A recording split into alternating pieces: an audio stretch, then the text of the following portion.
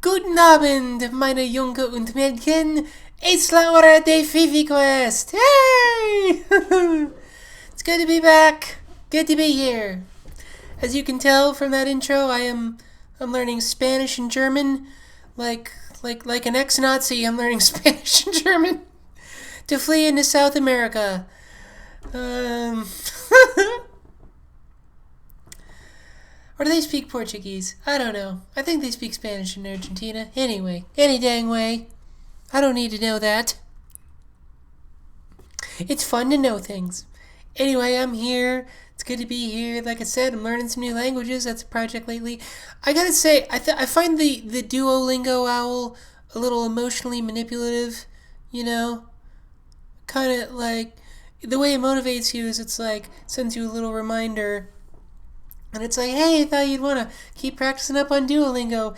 And if you don't do it for a while, the owl gets all sad. He's like, oh, I see you haven't practiced in a while. That makes me sad. And then what? We're just supposed to run it like, no, don't be sad. I'll do what you want. I'll people please. You know? Is that what we're supposed to do? Huh? Learn French through toxicity? I don't think so. I just hope, you know what? I hope I hope Duolingo doesn't like go full borderline personality disorder owl on us and it's like, please practice your French. I swear to God, I'll kill myself. Anyway, I can bust balls with the borderline people because I have CPTSD. It's same darn thing for the most part. Anyway, it's good to be here, everybody. Feeling good. I actually have a lot to report, I guess. Do I? Yeah. You know, well, I have some things to report anyway. Yeah. I have 5 years sober. Yay! That was wonderful. On December 10th, was my sober birthday, and it marks 5 years free of drugs and alcohol for me. And it feels really, really good. I'm going to wear this off my shoulders like a debutante. I almost said dilettante. I find most debutantes are dilettantes because they're stupid. Anyway, no, that's not true. Pretty people are smart. How do you like that? That's just a stereotype that was invented by the ugly. The ugly.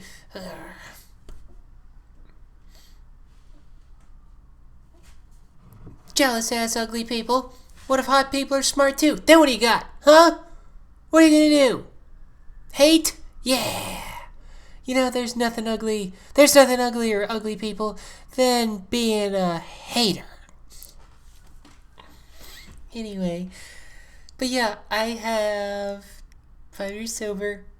I feel wonderful. I've heard from other sober people that 5 years is kind of the year when you pull your head out of your ass, as they say, and I definitely do. Because I tell you what, there was some time in recovery where I was like, you know what, I think I got this figured out. And then there was a moment a couple months ago where I was like, I am not a boy. So it's kind of fun when you think about it because you can be like, hey, I feel like having it all figured out is boring, you know? It's kind of nice to, in a way, it's kind of nice to know that you're never done. You know, that there's always further to go. There's always a direction to go. Like, you never have to be static in life. You never really are static. And you know what? That can be terrifying because if you're like kind of an insane perfectionist like I can be like, it's not right. Nothing's ever right. What's the point of it not being right? Like right as in I have solved all my problems in my life and figured everything there is to know about myself out. I don't think you ever really can, but I have learned, excuse me,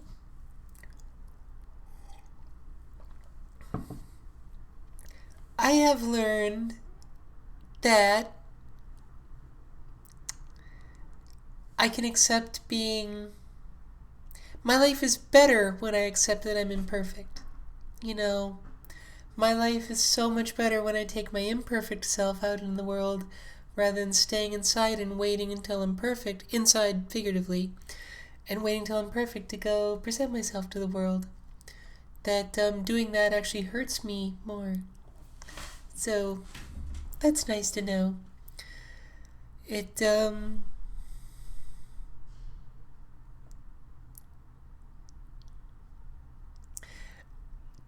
and also my sober birthday is right after my natal birthday, and I am 34 years old. Everybody, yep, 34.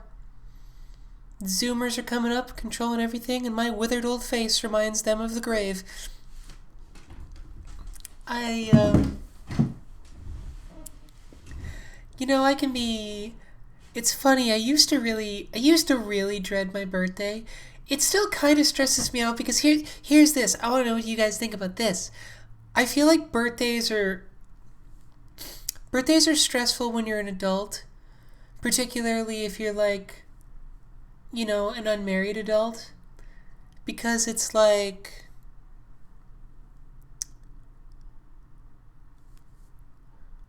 holidays, everyone's on the same page. On your birthday, you've got to get everyone on the same page, And that's not to say that they don't want to celebrate with you or they don't like you, but like, it's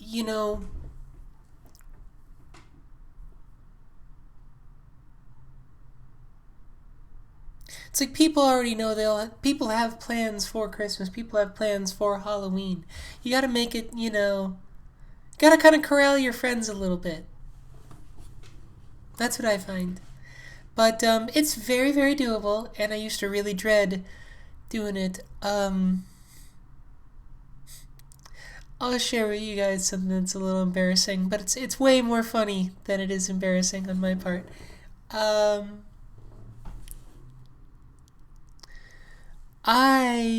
Jeez, it was windy and it fucked up my bangs today.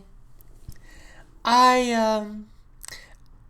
I don't know if you're not a Californian or an Angelino, you may not know where the Salton Sea is. Um, but it's this giant, briny saltwater lake in the middle of the Palm Desert. The Palm Desert is like a little bit southeast. It's where Palm Springs is, a little bit southeast of LA. It's really deserty and barren, super hot. It's kind of like it's like the Arizona of California, if that makes sense. It's like Palm Springs is just gay Arizona. That's what it is. But anyway, there's the Salton Sea, giant, giant salty lake, right by. And when I'm saying salty, I mean things can't live in it anymore. Salty. If you go by the banks of the Salton Sea, you'll for like 15 yards all around it, it's just dead fish bones. Dead, rotting fish bones. It's this giant, giant, bony corpse lake. And I remember one year on my birthday, I went camping right by it all alone in December. Because, like, to me, almost makes me sad. To me, my idea of doing something good was to get away from everyone, was to get as far away from people as I thought. Gosh.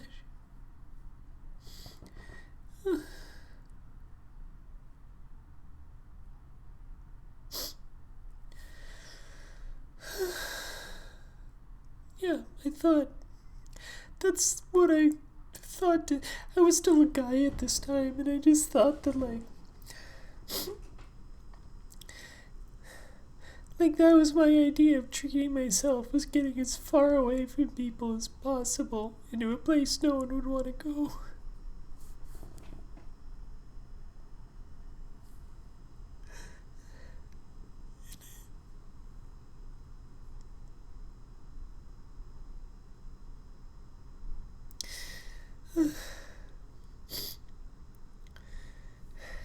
don't feel that way anymore.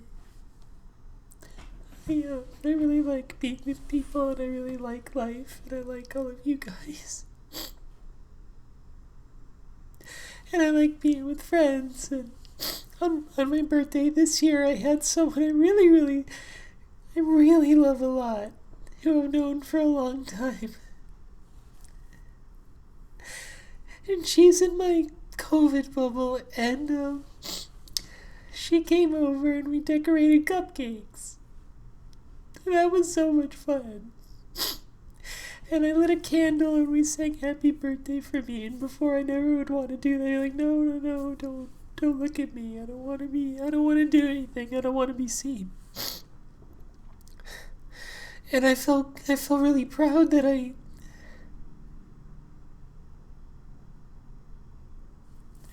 I felt really proud that I had 5 years sober, and I made a little 5 in that program, but then whose name I'm not supposed to mention. They give you chips, and I made a little chip cake that had the symbol and the big 5 on it. And I remember breaking down crying that night because I was so happy and so happy. This is my life.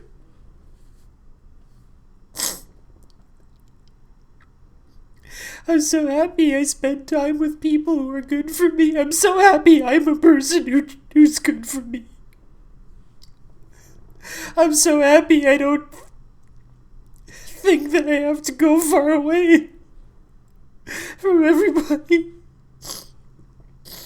I'm so happy I'm a person that thinks it's good that I'm around people and people are around me. And I just really like my life, and I'm really grateful I got to transition. I'm really glad I got sober. I really love my life a lot.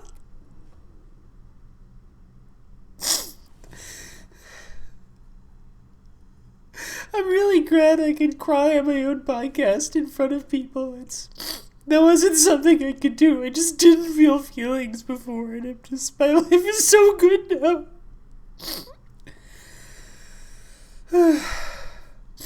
Oh.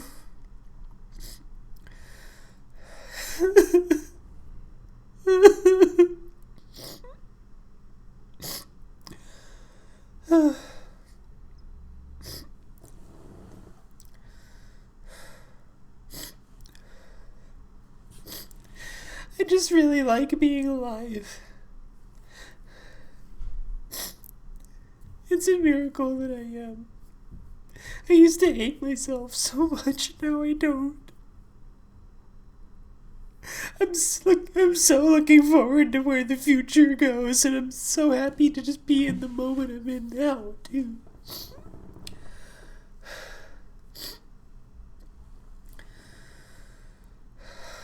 Oh. So,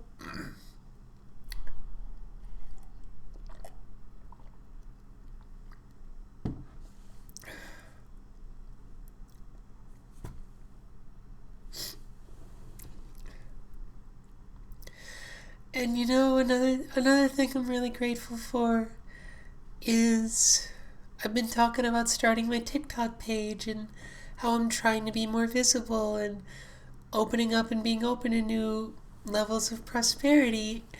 And guys, my TikTok has been going for a week. In a week, in 8 days, I went from 7 followers to 48,000.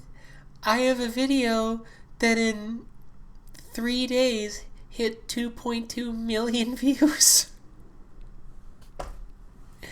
And I'm having so much fun doing it. I like doing it. It's like everything I liked about stand-up plus a little more of me getting to be me. And people in comments are so nice, and they're so... Hey, I don't know if anybody's coming to this episode from TikTok. Look, thank you so much. I'm really glad you guys are enjoying the stuff, and I'm really glad of all the wonderful things you say to me. I'm so grateful for you. I'm so grateful to you guys who've supported me.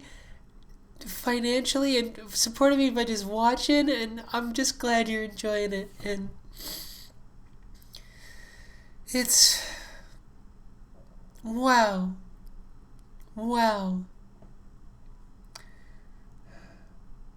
wow.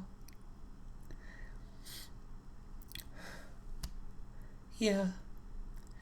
I really feel like I found my thing, you guys. I feel like this is it. This is how I'm getting out and expressing myself for sure. And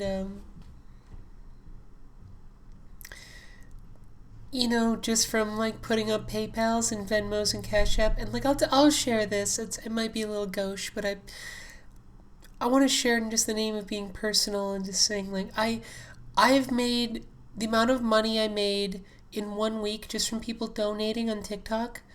It's the same amount of money I would have made flying to, Texas or wherever, flying there and back, staying in a hotel away from everyone, not having anything to do during the day, and doing, I don't know, 4 to 6 headlining shows, hour-long shows, in front of an audience that may hate my guts for who I am. I made the same amount of money making videos in a week, doing stuff from my house.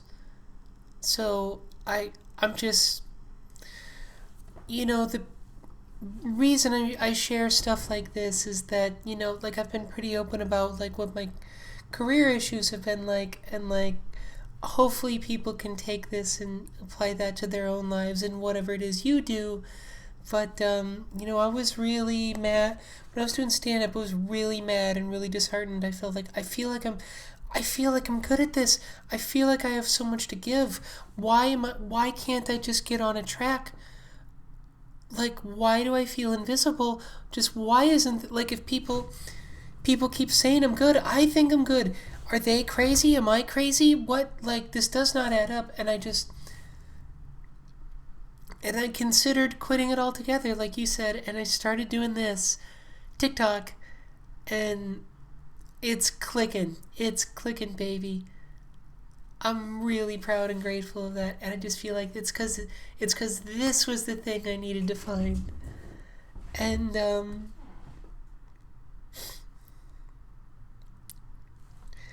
yeah, I just had to bake a little more, And you know what I learned? I essentially learned how to do TikToks from doing stand up all that year. All my like chops and the way to deliver material I learned on those stages all that time, and I'm just really grateful that I found something that fits so well, that's so open and receptive to what I want to do and who I am, and recognizes it. Guys, I feel like I'm not insane.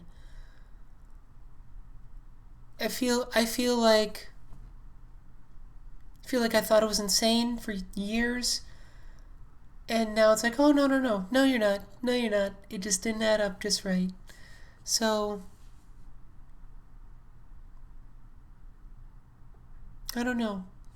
I don't want to give any advice, but I just wanted to share that, and I hope it's valuable to you in whatever way you think.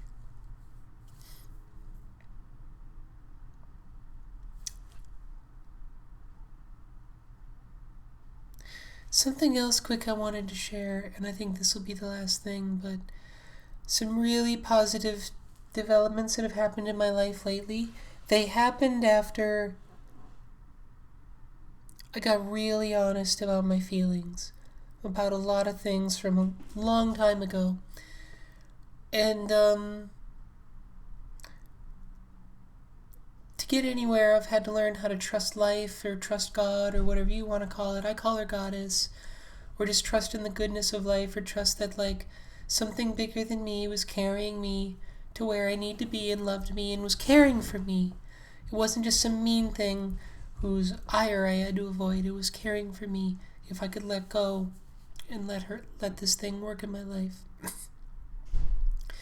And I found that in order to do that, I had to get really honest about how I felt, about how angry it was since I was a kid, just thinking like, why is this my life? Why is this my house? Why can't I be who I am? Why might someone in my town kill me if I find out who I am? Why are they telling me I'm going to hell every day? This is horrible. This is horrible. Why did you do this to me? And I got really angry at God and life. Because I couldn't. To me, it's like I can't trust or love my husband if I'm secretly angry at him and I won't admit it. And I had to realize I couldn't trust life or feel good about life until I got really honest with how I felt about it, and it was ugly. And I thought for a long time, well, I can't express this because this is an ugly emotion. This is a wrong emotion. It might be how I really feel, but it's incorrect. Let's try to fix it. I got really, really honest with some ugly, big, loud, messy emotions directed at life itself, God herself, however you want to say. And after I did that, I was able to have some clarity, and I was able to have a new perspective, and I was able to reconcile with life and reconcile with God. And I was thinking recently about the book of Job, where I presume you guys know the story. A big part of that chapter in that book is after so many horrible things happens to Job freaks out at God for several chapters. Several chapters of that book of the Bible is, why did you do this, God? This is terrible. Why are you doing this to me? And I feel like, and in the end of the story, he gets restored to everything. Gets restored to love and prosperity, and love comes to him. And I think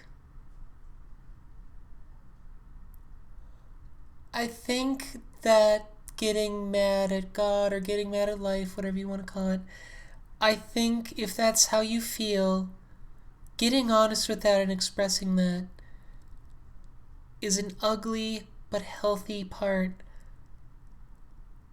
of having a great relationship with life. So I think that's going to be it for today. I love you guys so much. Thank you for supporting the podcast. And yeah, you know the drill. Take care of yourselves. Love you. Bye.